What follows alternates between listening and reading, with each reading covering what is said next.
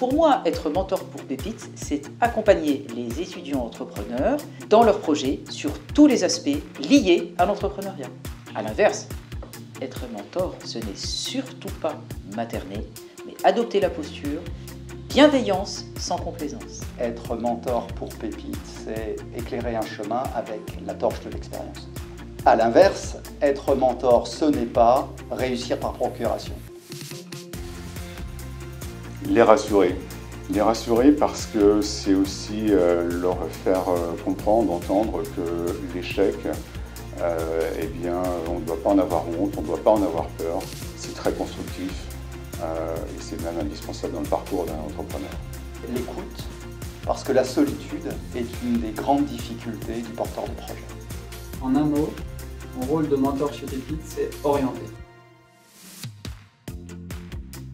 J'ai choisi d'être mentor auprès du réseau Pépite pour promouvoir l'esprit d'entreprendre auprès des étudiants. C'est d'abord consacrer du temps au mentoré. Dans mon cas, c'est une réunion d'1 heure tous les 15 jours. Mais c'est aussi mettre à disposition un certain nombre d'outils, de pratiques. Et enfin, parfois, j'ouvre mon carnet d'adresses. Participer au comité de sélection des porteurs de projets, faire en sorte de choisir les projets où nous sommes le plus susceptibles d'apporter une vraie valeur ajoutée, accompagner le porteur de projet tout au long de son aventure et surtout l'amener à se poser les vraies et bonnes questions.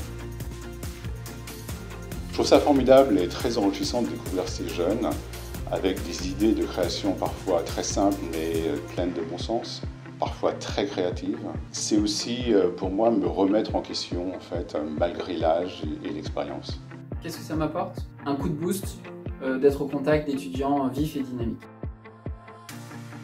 Les avantages à être mentor sont de prendre du temps pour soi dans un cadre professionnel. Ça permet de rester au fait des aspirations des jeunes étudiants entrepreneurs d'aujourd'hui.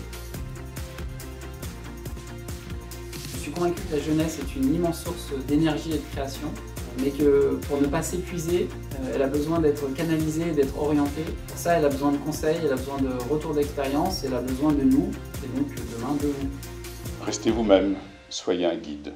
Si j'avais un conseil à donner à un nouveau mentor, c'est conseiller sans être directif, rester à sa place en se décentrant, surtout ne pas faire à la place, et dernière chose, ne pas se prendre pour un sauveur.